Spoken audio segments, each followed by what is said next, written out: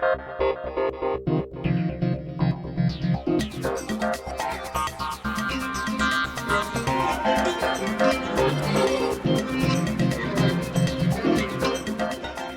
everyone, my name is Douglas E. Welch. I am the founder of Career Camp. It is based on a series of unconferences like you heard us saying earlier in the day. Today I am combining my technological hat with my career hat. I write on a variety of topics including gardening and new media and YouTube and other things. I was actually talking with someone the other day about Career Camp, and we started talking about all the apps that I use to help organize Career Camp as well as in my own life. And they said immediately to me, that should be your talk. So this is a brand new talk for this year. And as I said, it combines both the technology side. I write Technology IQ, which is a technology blog. And I also write Career Opportunities, which is my column that's been ongoing since '97. So the fact is, we now carry in our little pockets, in our little hands here, more computing power by about 1 million times than what went to the moon. Okay? I know for my own self, I use my phone much more as a computer than I ever use it as a telephone. I don't actually like talking on the phone that much. I find that I'm always looking data up. I'm getting lots of information coming in. Now, as a way of introduction too about the technology we're using today, everything I'm going to show you, it's running off an iPad here just mainly so I can display it for you, but these are all iPhone, iPad apps. Most of them, if not all of them, are also available for Android phones, and some of them would even be available for the new Windows phones. So you may not find, even if you don't find this exact app, you may find an app that does something similar for your device. So don't feel put out if perhaps this particular app isn't available for your device. There may be something that is close to it, or there may be the actual app for it. More and more I'm finding that iPhone and Android, the apps are available for both pretty much simultaneously. There might be a slight delay between the two. Today I'm going to break, you can see kind of my folders laid out there. We're going to break our discussion down into a series of sections. Now, one of the first things that I always try to explain to new careerists that showing up on time is simply the single most thing you can do to differentiate yourself from the rest of the populace.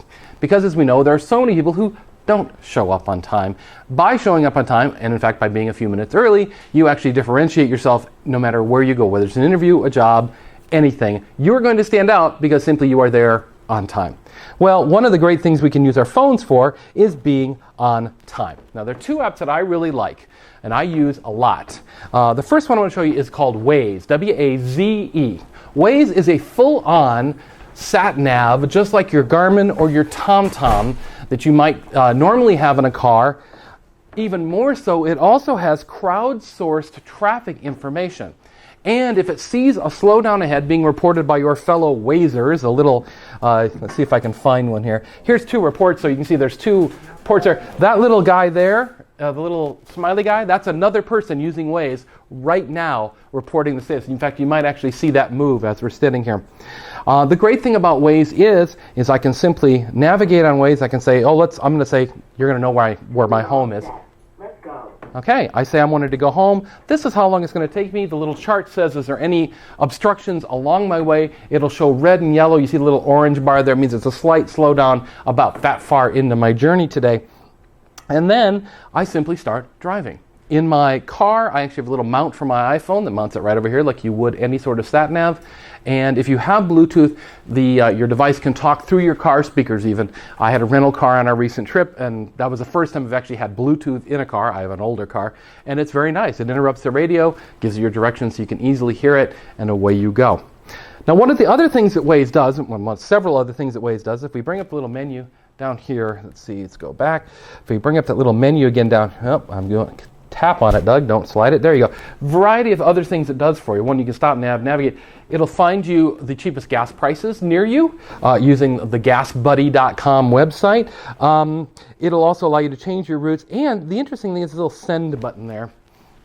I can send my route and, in fact, my real-time status to anyone or any number of people that I desire. And when they click on the link in their email, they'll actually get a little map that shows me moving along my route and gives an estimated time of arrival to them. Now, you might imagine how powerful this can be to making sure you're on time, also getting you to places you perhaps have not been before, I often use it around LA here more as an estimated time of arrival calculator. I like to know, okay, am I on track to being on time? It will tell me if traffic is starting to build in my area and tell, okay, we had to add 4 minutes to your trip because there's some traffic ahead. Be aware of that. It's very, very useful for that. I find it just yet one more way to use my device in a creative and effective manner to help me live my life.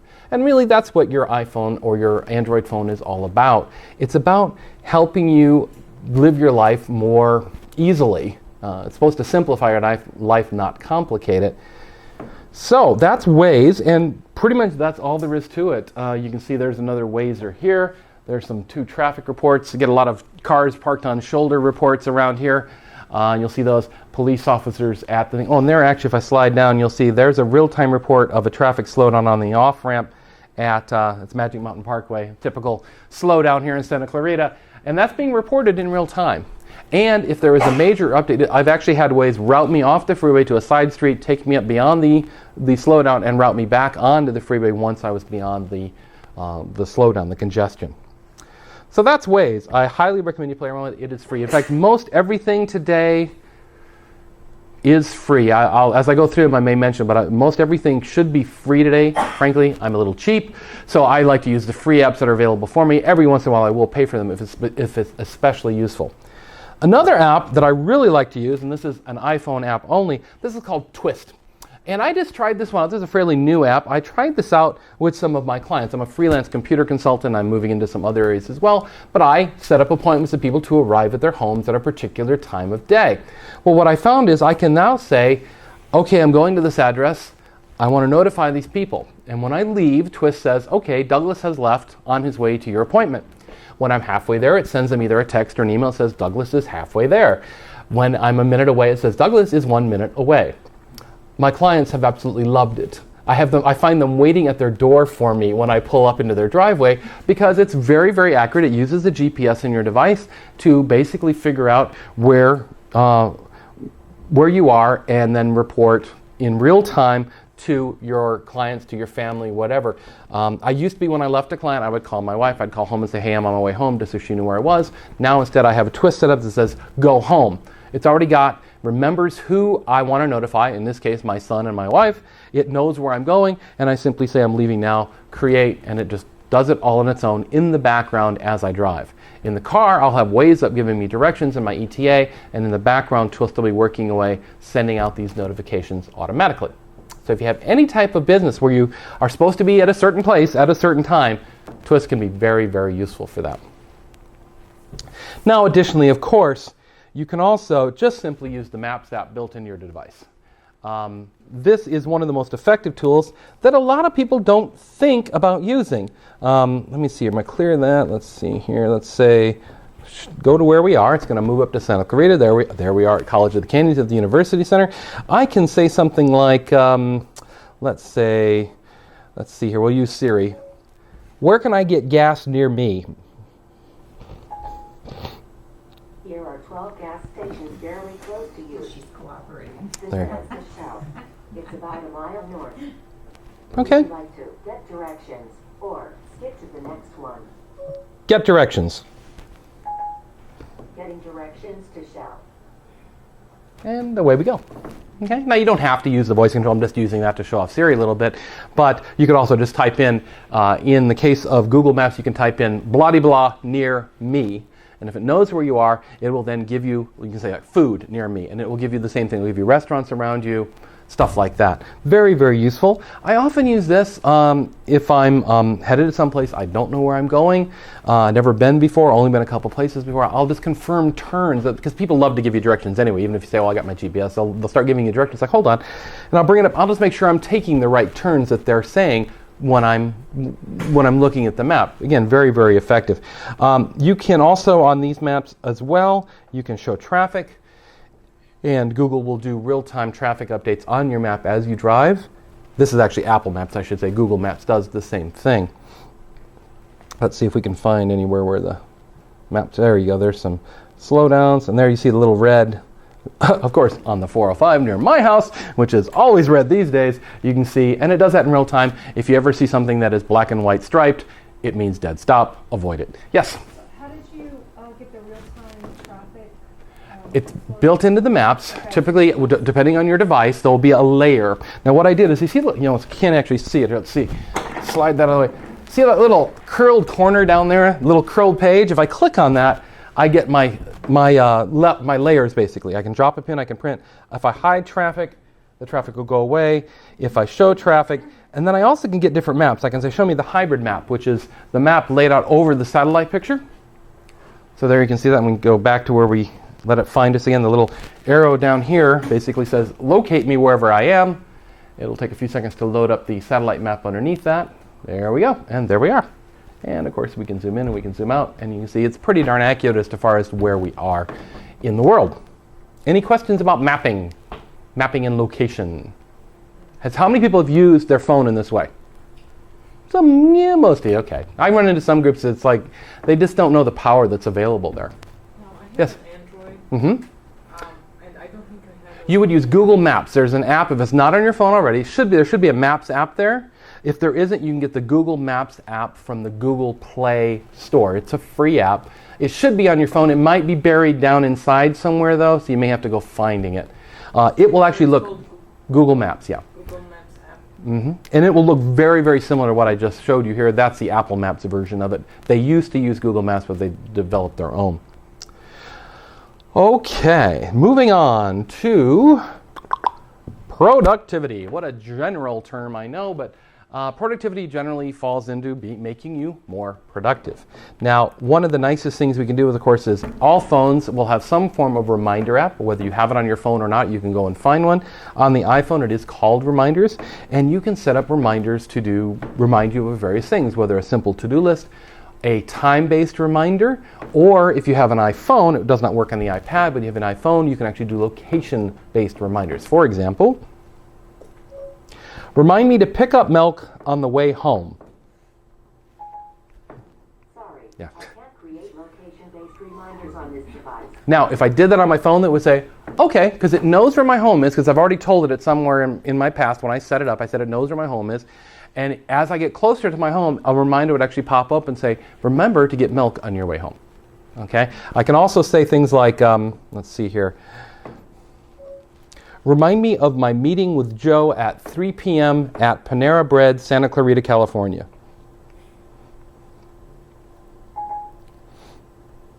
Here's your reminder for Yeah. today at 3 p.m. Yeah. Didn't quite get the city right. My meeting with Joe at 3 p.m. at Panorama Bread, Santa Clarita, California. Shall I create it? Yes. Yes. Okay, I'll remind you. Simple use of the Reminders app comes built in with any iPhone. You can find similar apps available on Android. Android also has voice recognition. They don't call it Siri, they call it something else, but they also have voice recognition that you can use in the same fashion.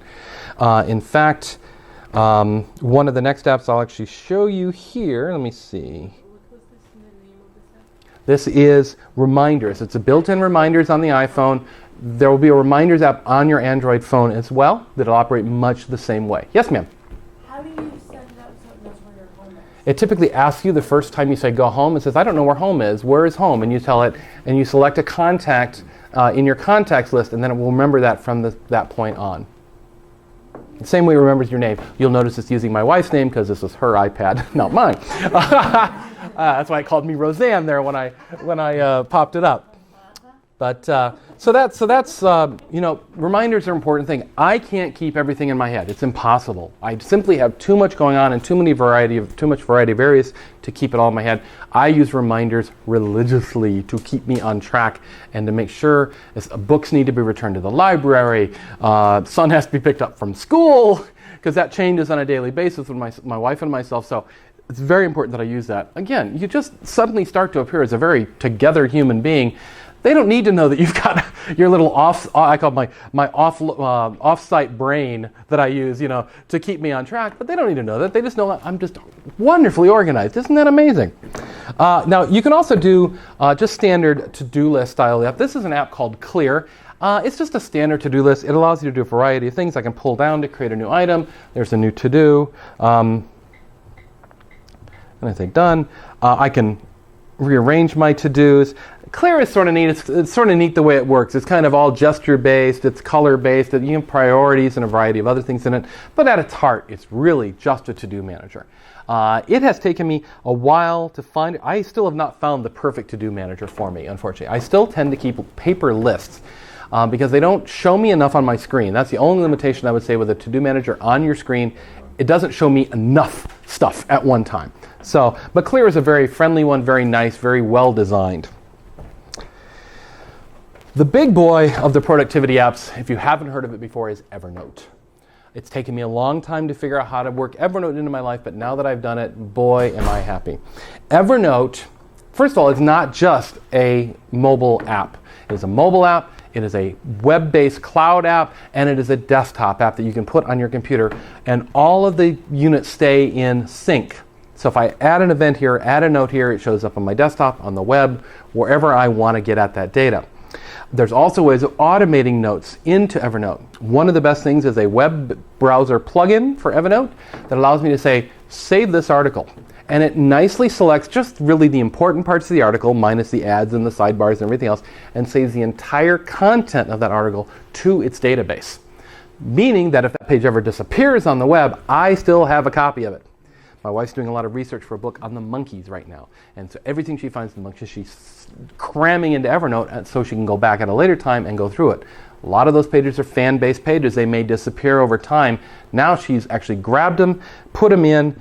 This is an example of a note I just marked in my daily reading that I do online. And there's the entire article that I need. And that is actually an automated note.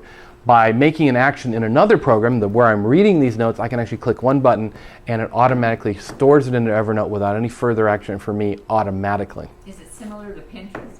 No. Evernote is much more of a note-taking, note capture tool locally. It stores it in its database online and then it syncs up to all your devices. So you actually have it wherever you are.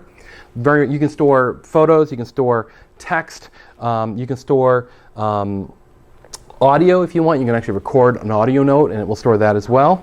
So it's a much more full-featured and kind of college-level note-taking device, although we can all use one on occasion. And so this is certainly one of the tools to have in your toolbox. It can take you a little bit to figure out how to actually get it working in your life. One of the things that got me going is if I had a nice bottle of wine or a nice beer, a nice microbrew, I would simply snap a picture of the label. Goes into Evernote. Evernote then actually does some basic what's called OCR, optical character recognition. It actually knows what the words are on the label if it can read them. And so when I do a search in Evernote, that picture without any further text associated would actually come up matching that search term. So yet another powerful feature of Evernote that you can use. So if you're looking, you can have multiple notebooks. I tend to keep everything in one notebook, although I have a few things that are in separate notebooks. You can separate them out as much as you like. It's very, very flexible to work the way that you work rather than the way the program works. So that's again why it takes a little bit to figure out, how do I want to use this and do I want this to go into here or over here? But very, very powerful. And I find myself using it more and more. And now, if someone like my wife has a research project like she's doing, that's the first thing I recommend. Get Evernote, get the browser plugin, so when you see something on the web, you just say, grab it. And then it's always there. She can search on it, and it'll simply pop up all the matching notes in her Evernote, and she can go back through all their research very, very easily. That make sense to everybody? Yeah. Yes? When you say get the browser plugin, sorry, what does that mean? Basically, Evernote has a little, because it is a web-based program as well, it has a little plugin. Plugins for your browser are those little icons you'll sometimes see near the top of the browser. They're sort of like plugins for your overall computer, but they actually run in your browser, and it adds a little icon in the upper right that you can click on, and then a menu will pop up and say, oh, what do you want me to do for Evernote? I want you to snap this page. It's very specific what it does. You'll find other plugins for all sorts of things. I have plugins for, I'm trying to think, I don't have my computer in front of me. I use Chrome, so I have tons of plugins of Evernote. Stumble upon a couple of other things where I can mark articles so they go and they get shared via social media like Twitter and Facebook and stuff like that. And they're just shortcuts, so you don't have to go to another page, copy and paste a URL. Basically, it says take this page and do something with it. Make sense? Mm-hmm. Cool. Any other questions about Evernote? I'm blazing through here because I got so much to cover, but I just want to basically introduce you to some of these. Yes? So how do you download it on your computer? Yes. You go to evernote.com, If you're on your PC, if you're on your device, you download it from your appropriate store, the Apple iTunes Store or the Google Play Store, and the app will be there. Yeah, just play around with it. It's totally free, so you can play around with it. Another Google, your login information. You set up an account. So I have my account that knows me as Douglas, and I can log in with that account anywhere. I could log on this computer into the web version of Evernote as me, and it would show me all my notes, just like they appear here on my iPad. It's another great feature. It's a cloud app. You probably heard that term before, in the cloud. Just means that the content is stored out there where devices can access it from anywhere they have a connection. It's like having a piece of hard drive, that's the way I describe it. They have a piece of hard drive space out there in the clouds that you can use in whatever way you want to use. So whenever you hear anything that uses the cloud, that's what they're talking about. That one is free also? Yep. The free version of Evernote has limits on how much data you can store, but I have never hit it. And so if I don't hit it, I doubt you'll hit it, because I tend to cram a lot of stuff in there. Another Google app, Google service really, is Google Drive. I have moved away from using Microsoft Word, Microsoft Excel, PowerPoint, and all those things in favor of Google Drive. Google Drive is a cloud-based productivity suite. I can create new Word documents, new spreadsheets. On the PC, I can actually create new presentations as well. Here on the iPad, I can actually show those presentations, although I cannot create them on the iPad. What this means is I can log in using anyone's computer anywhere and access all of my documents which are on my Google Drive. It's also what we use to coordinate Career Camp. Because we're all scattered around, we very rarely meet in person, but if we have a document that we want to work on together, collaborate on, I put it in my Google Drive, I share it with my fellow co-chairs. They can edit it in real time. I can actually watch them move around in the document and edit if I wish, but they can do their changes, I can do my changes, they can do their changes again. We end up with a finished document that can then be used anywhere. We don't have to email it anywhere. It's always in sync. You know, you don't have a copy that's different from my copy, that's different from your copy. It's always in sync because it's always working on the same document. My wife's working on yet another big book project, an encyclopedia. She is working with a fellow professor who lives out in Lytle Creek. We live in Van Nuys. They're not going to get together that often if the school is not in session and they're actually at the school together. Using Google Spreadsheets, we've actually been able to allow them to organize the basic entries in this encyclopedia all while separate. When one makes a change, it's immediately reflected for the other. And there's even an offline portion where I can edit something when I'm not connected to the internet, and the next time I connect to the internet, it'll actually reconcile the changes the next time I have a connection. So I can even work on the plane, for example, write stuff up, make changes there, and when I land and I reconnect to the Wi-Fi, all those changes will be put back into the document. Yes? Now, what happens if you are working and someone else is at the same time saves? It asks you to reconcile the changes. It knows if you made a change at about to the same thing at the same time, and it will ask you to then, when it does that resync at the end, it'll ask you to reconcile it. If you're actually in the document at the same time live, you can actually get a little bit of a tussle back and forth, but they can actually see what you're editing. There's a little pointer that shows up in the document. They actually know where you're editing, and so they can sort of avoid you. By accident one time, we actually did a kind of a brainstorming session in a Google Doc. The co-chairs were all sitting around, and it was I wanted to get their remembrances of, okay, think of the day of the event and what happened, and remember everything that we had to do during that day so we could store it up for future use. We're writing a little guide on how to do Career Camp. And we actually had this brainstorming session in real time in this document, about 4 or 5 of us in there at one time, and just making an outline and basically just hopping all around it, and they would say something and I would add something below it, and they would add something else, and I would reformat something this way, and it was actually really, really effective. I was surprised how effective it was. So if you're ever collaborating on a project, Google Drive, excellent thing, totally free. Online class with a group. Yes, taking an online class with a group. It's very, very effective, and it's, of course, free.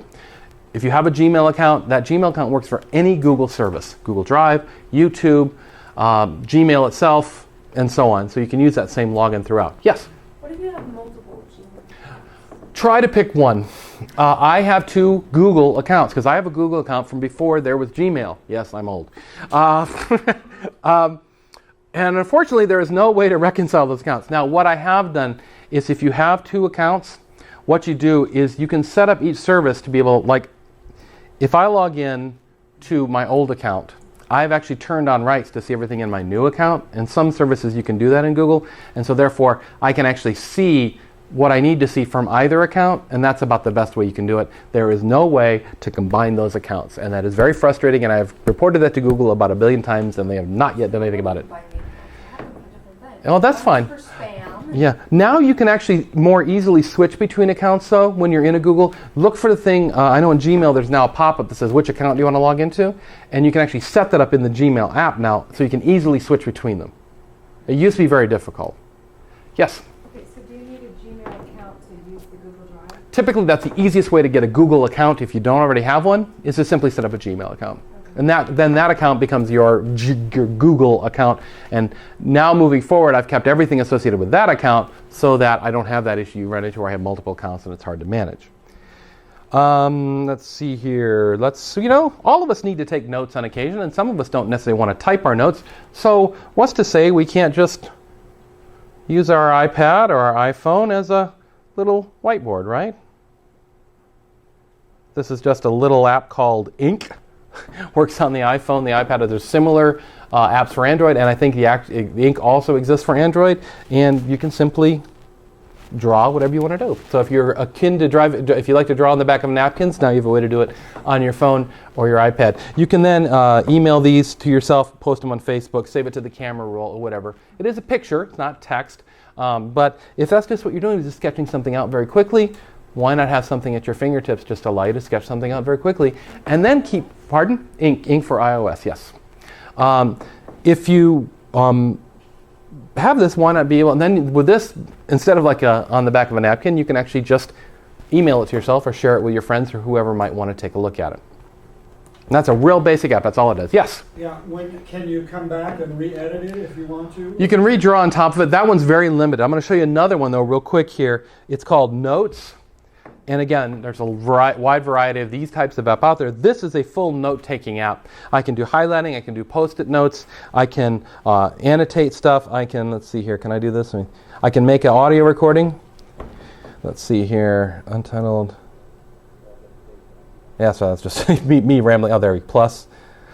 Oh, come on, audio note. Or you were doing it, weren't you? I can do audio notes. I can also type in here if I want. And of course, with both Android and iPhone and iPad, I can actually do this as well, which is, now is the time for all good men to come to the aid of their country, period, new paragraph. And there you go. And you can actually dictate into your iPad or your iPhone directly in. And Android does this as well. Okay? This app we were looking at, because my wife has to make notes on tons of PDF documents from her students. And since she just got the iPad, this has become a way for her to easily do that, never have to write on paper again if she can avoid it. I am a big fan of avoiding paper in all its forms. I try not to print, or if I do print, I print as little as possible, because what you do when you print is you take a lovely editable digital document and turn it into something you have to draw on. So always a good thing not to do. Yes? What is that called? That's called Notes. And sometimes, because if you have a very generic name like that, it can be a little hard to find. But look for Notes, and then it's a Paperport Notes, I guess is what it's actually called. And you can look for that icon in the store, and that sometimes will trigger you what app you're looking for. I went looking for something the other night for this class, in fact, and it was hard to find because it was a very generic name. Again, just another real basic app. The standard calculator, every phone really has one on it. I don't want to upgrade, close. This is a free app, so it's got a little ad there. But 78 times 65. Oh come on, 78 times. There we go. So just simple calculator. Sometimes you just need a calculator, right? And they have different look and feel on it. You can actually change the way it looks and stuff like that. But again, just a very basic. It's actually somewhat scientific. It has square roots and all that. Let's see here. One more photo type app. This is a scanner app, and this is literally just uses the camera on your device to scan in receipts, to scan in, let's go back here, Bing, scan in notes from a paper journal if you like. All these are is I took a picture with the camera on the iPad.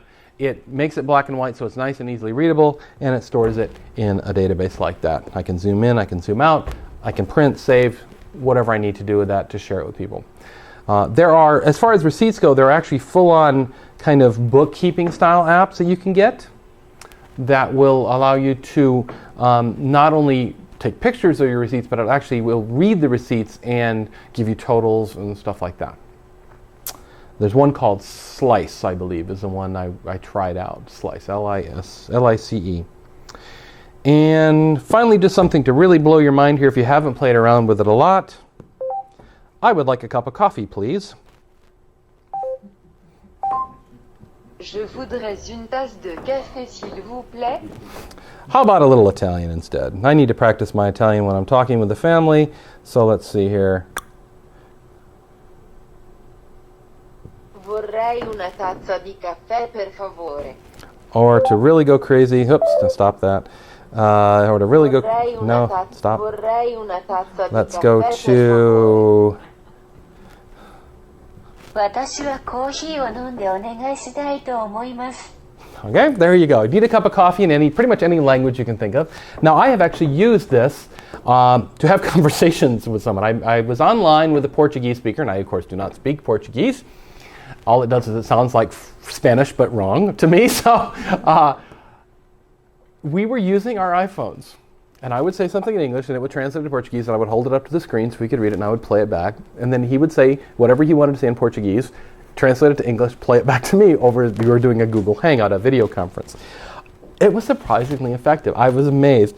The Italian relatives, when I have a particularly difficult thing I can't say in Italian, I will often pop this up. And in fact, if I do this, it'll even put it up on the screen for them. I'm going to show it to them. Say, vorrei un caffè, por favore. You got to say it very emphatically when you're Italian. So that is just one of those kind of science fiction type apps that's Star Trek. How can we translate like that and have the voice recognition too? Yes. How do you begin? You had the Panorama first? Yes, it's called Google Translate. Google Translate. To any of your devices. Yep. And I did. Let me see. Computer too, you can have it.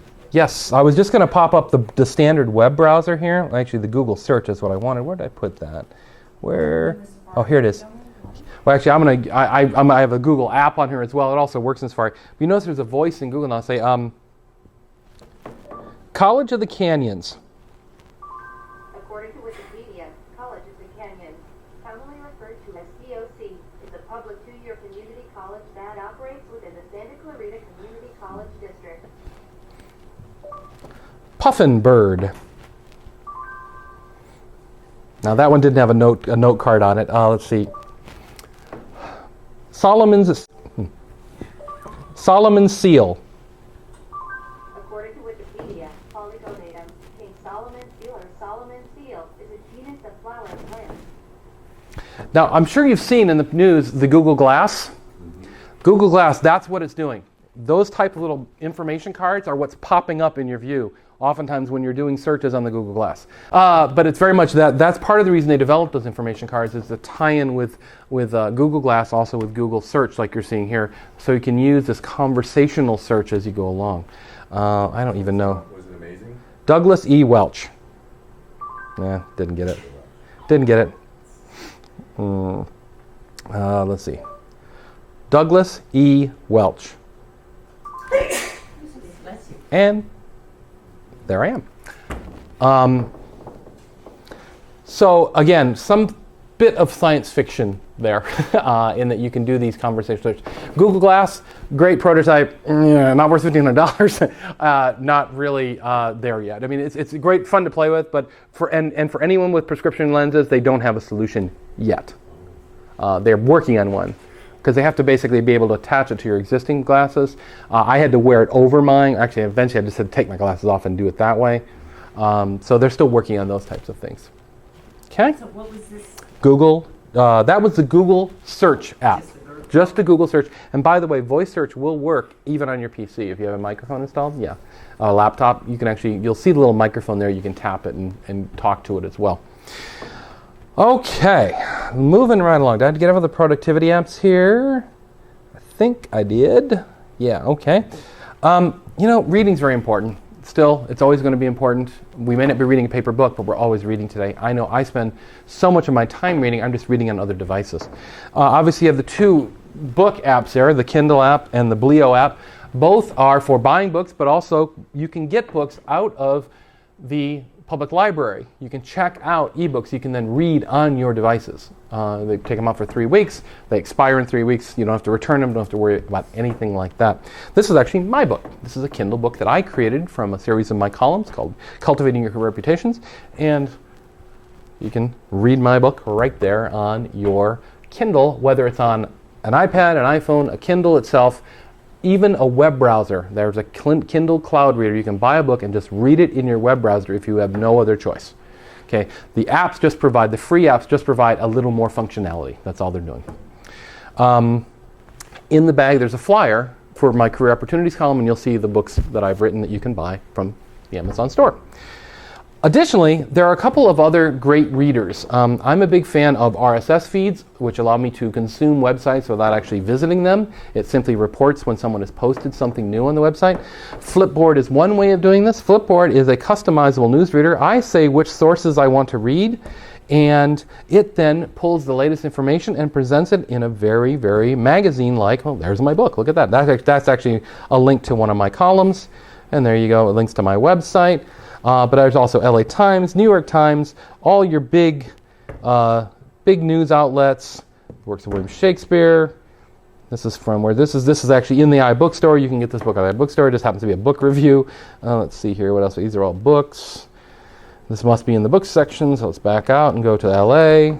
These are some LA blogs. Learjet got spray painted at Van Nuys Airport. How did they get on the runway? People want answers. But that's the type of thing where I don't actually read magazines anymore. I read pretty much everything is an RSS feed these days. I don't really subscribe to any print magazines at all. My wife will often accuse me of working, and I have to say, no, I'm just reading. And I do it through Flipboard, or actually I have switched over. I've actually been using another app for a long time, Google Reader, which has just been turned off, but I've switched over to Feedly, which is very similar. Feedly allows me, I'm subscribed to over 800 websites. Well, as you know, most websites don't publish something new every single day. I only see it in Feedly when there's something new to see. I don't have to try and visit all 800 of those websites. The new information simply comes to me. I subscribe to the website using Feedly, and then it presents me, again, in a very magazine-style format, information that I might be interested in. If I want further information, I can click on the article. Here's the whole blog post right there. Okay? And that's also how people read my blogs. My blogs are available as RSS feeds. They can be put into Feedly as well. Okay, so there's reading. Yes, please. What's the difference between Feedly and Flipboard? Similar things done in a different program.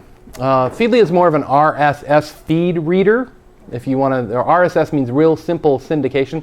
It's basically a machine-readable version of my blog designed to be consumed by a program, not by a human. These programs can consume it, and it is marked with what's new, the date and time it was posted, so the program actually learns what I've read and what's new. So it only presents me with new information. Flipboard is similar, little more packaged, little more magazine-style packaged. You can sort of subscribe to other things, like your Facebook feed can appear in there and stuff like that. Just a different way of consuming this, pretty much the same information, though. Learning.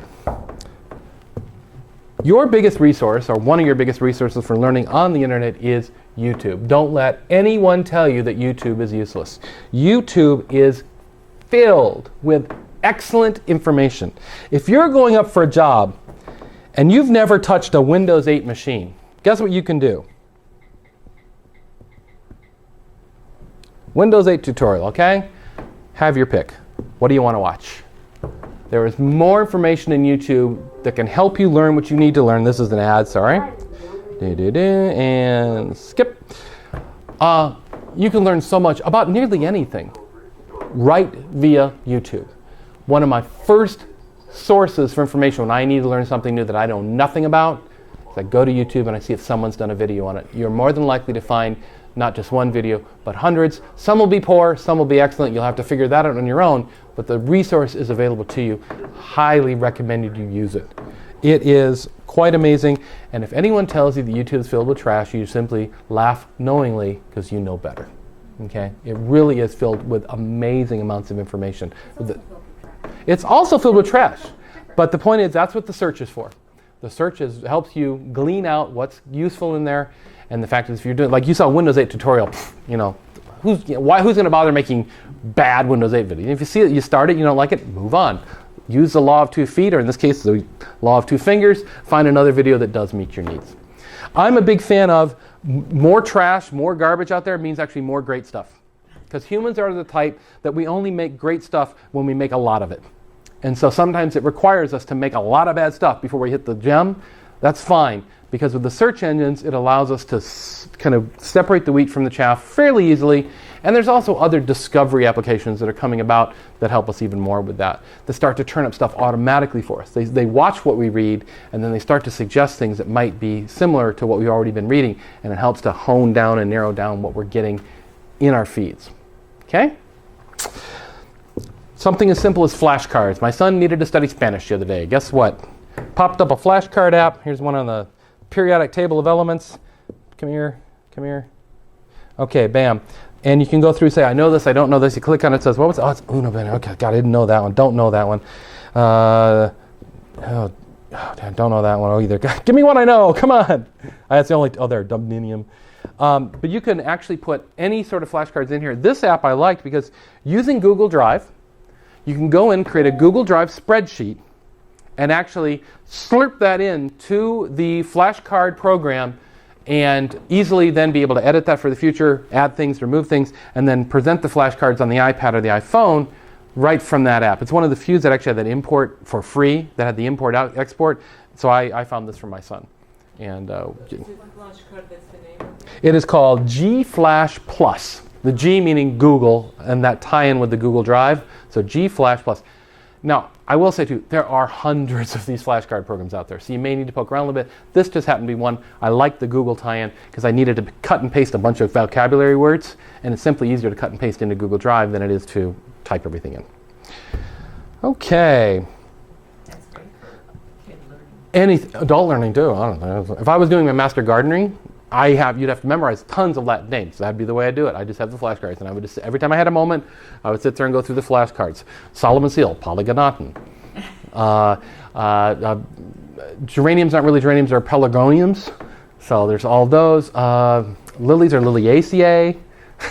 So How do you switch people talk or see? Similar to I want to see other people talk. What do you learn this talk? Similar to okay, I watch one movie. mm-hmm. I know for the movie say I want to see other people. At the end of all YouTube videos, there will be a suggested videos that pops up on the right-hand side.